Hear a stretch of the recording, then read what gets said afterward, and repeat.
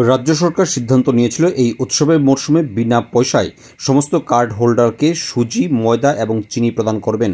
আনুষ্ঠানিকভাবে বৃহস্পতিবার সন্ধ্যা আনুমানিক ৬টা নাগাদ কৃষ্ণনগরে একটি সরকারের ন্যায্য মূল্যের দোকানে ভোক্তাদের হাতে এই সামগ্রীগুলো তুলে দিলেন খাদ্য দপ্তরের মন্ত্রী সুশান্ত চৌধুরী। এদিনে এই কর্মসূচিতে উপস্থিত ছিলেন খাদ্য দপ্তরের অধিকর্তা এবং অন্যান্যরা।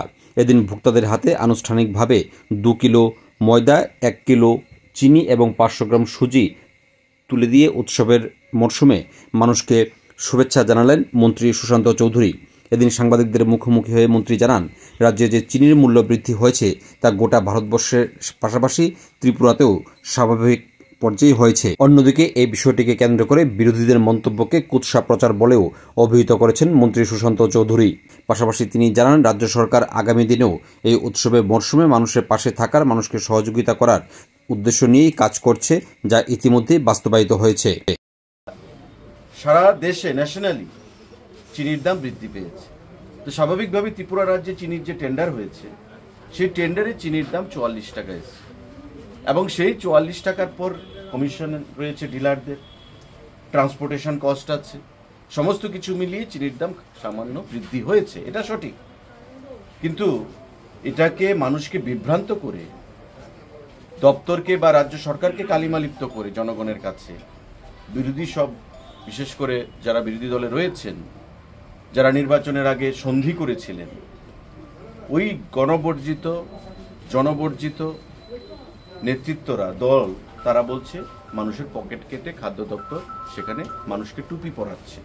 এই ধরনের বক্তব্য তারা রেখেছেন, যেটা আমরা তীব্র ভাষায় নিন্দা জানাই, প্রতিবাদ জানাই এবং জনগণকে দেওয়ার যে মানসিকতা সেটা আমাদের রয়েছে, সেটা আমরা প্রমাণ করেছি।